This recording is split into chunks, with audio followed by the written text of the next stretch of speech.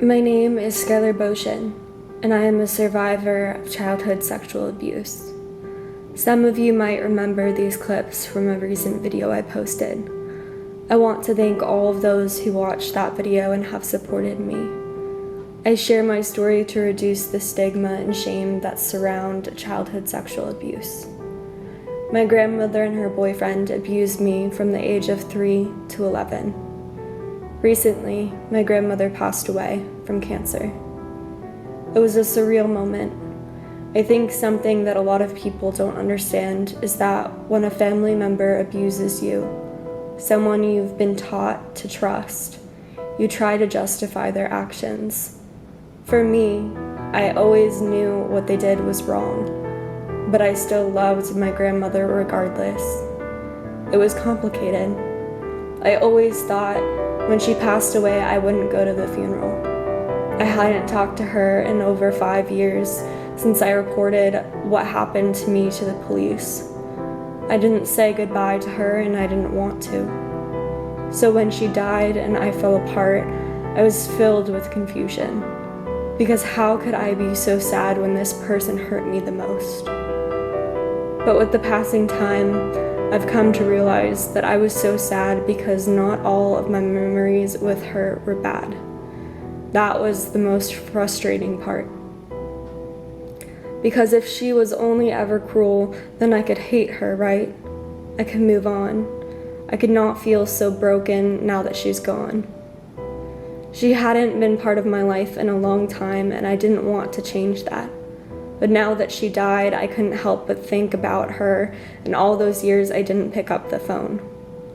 I wondered about how things would have been different. I thought about the day I told my immediate family what she did to me. I thought about sitting in a room with a forensic interviewer as a 16-year-old girl. I thought about crying on the phone to the detective who tried to bring my perpetrators to justice. I thought about how I refused to continue participating with the case because I couldn't face them in court. I had so many overwhelming thoughts, but I went to the funeral and I cried in front of her casket. I put a rose on her grave and I walked away from her forever. Familial abuse is complicated. It took me some time to realize that I can love her and let her go at the same time. I can hate her for what she did to me and still cherish the good memories. The abuse doesn't have to erase the laughter, the movie nights, the bird watching, finding frogs and salamanders in her backyard, building snowmen, biking around her complex, and going sledding. The abuse doesn't have to erase the family dinners, the holidays, the phone calls, and the love I know she had for me. Bad and good can coexist, and I'm okay with letting them. I hope this video can bring survivors of familial abuse some closure. It's okay to feel however you feel about the person or people who hurt you. Your emotions don't have to make sense, and you're allowed to feel however you're feeling without apology.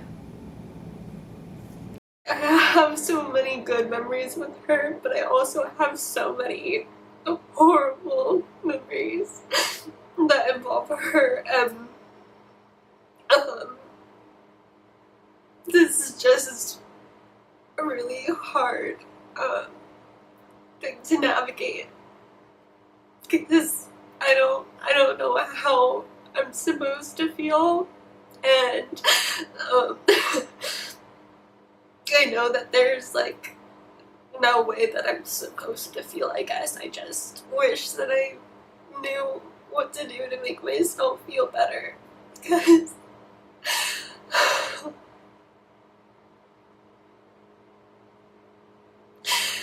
I didn't get to say goodbye and I didn't want to say goodbye, but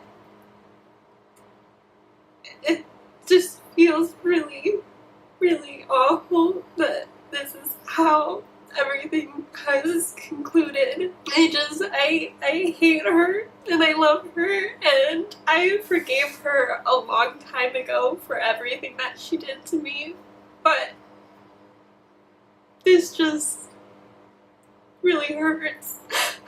I also just want to say for anyone that can relate to this video or has gone through grief that just feels like really multi-layered and complex. I'm also recording this so that you know that you're not alone and that it's natural to have no fucking idea what you're feeling when this kind of a thing happens. Because I sure as hell don't. I will be okay, and my family will be okay, and we will make it through this.